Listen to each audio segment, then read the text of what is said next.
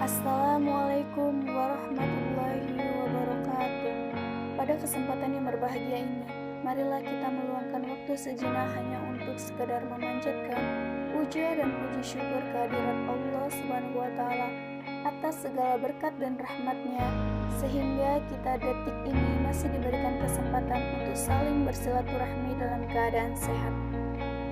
Rangkaian sholawat serta salam marilah senantiasa kita hanturkan kepada junjungan kita Nabi besar Muhammad SAW.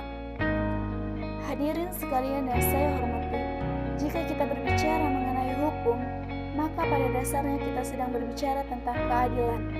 Karena hukum harusnya mampu menjadi alat yang dapat memperlakukan seseorang atau pihak lain sesuai dengan hak-haknya. Namun, nampaknya negara kita yang merupakan negara hukum terlihat belum dapat dinilai sebagai negara yang mampu memberikan hukum yang adil, khususnya untuk masyarakat kalangan ke bawah, sehingga akhirnya banyak yang mengatakan hukum negara kita ini masih menjadi sebuah hukum yang tajam ke bawah namun tumpul ke atas. Sehingga seringkali kita melihat banyak sekali kasus-kasus yang selalu saja merugikan pihak lemah. Kita sering melihat bagaimana seseorang langsung mendapatkan vonis hukum yang demikian berat, padahal yang dilakukannya kecil.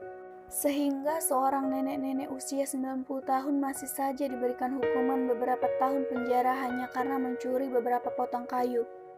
Namun sebaliknya, tatkala hukum tersebut menyentuh orang-orang yang memiliki kekuasaan, maka meskipun pelanggaran hukum yang dilakukannya merupakan tindakan pelanggaran berat, seperti korupsi uang miliaran rupiah, ia hanya mendapatkan hukuman yang sama atau bahkan hukuman yang lebih sedikit jika dibandingkan dengan vonis nenek-nenek yang jelas mencuri kayu hanya untuk berharap dapat memberinya makanan sehari-hari. Banyaknya kasus-kasus tersebut sebenarnya telah menjadi satu bentuk bukti yang menyatakan bahwa ketidakadilan hukum memang masih kerap terjadi di negara kita. Hal ini tentunya dikarenakan kurang tegasnya aparat hukum yang memiliki wewenang untuk menegakkan hukum, untuk memberikan vonis hukum sesuai dengan aturan yang ada. Nampaknya persatuan untuk menuju ke arah perjuangan menegakkan keadilan dalam bidang hukum memang masih jauh dari harapan. Aparat penegak hukum yang ada di negara kita nampaknya masih banyak yang tergiur oleh iming-iming uang yang besar dan kekuasaan yang menghalangi mereka untuk menegakkan keadilan.